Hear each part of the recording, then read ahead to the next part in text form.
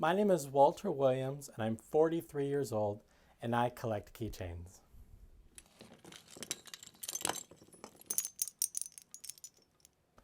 My very first keychain was given to me by my father.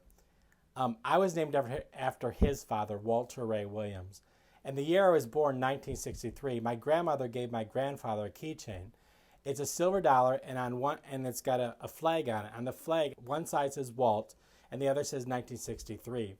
So when my grandfather died, my father found that, knowing it existed, and saved it for me as a memento for my grandfather. My collection has grown to approximately over 1,300 keychains at this moment. I database them, so I pretty much know close to a number, but there are about a dozen or so that I haven't finished databasing yet. So the fact that I database these keychains, I knew when the 1,000th was coming up. So I went out to a place that sells real silver, and I picked up a U-shaped keychain. It cost me a little over $45 and had it engraved, and it says 1,000th. The reason I started collecting keychains is because I am a collector. I collect everything from rocks to what have you. But I found keychains, I have collections within the collection itself.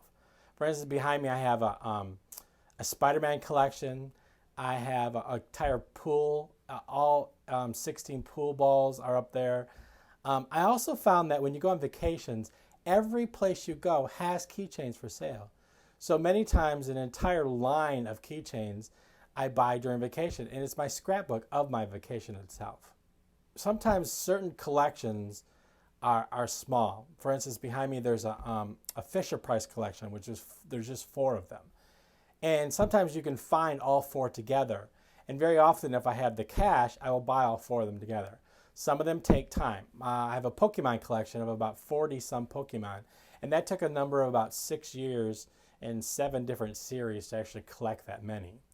I have a Coca-Cola collection, and that's just as I look through keychains and through stores, I look for specific things like Coca-Cola and Spider-Man and Pokemon. I look for those kind of things.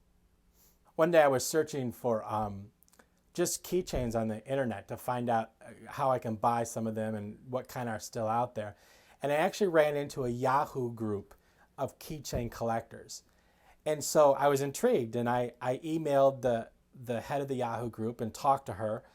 And they gave me, seriously, there was a 1-page questionnaire about my keychain collection, whether or not I could actually join the club.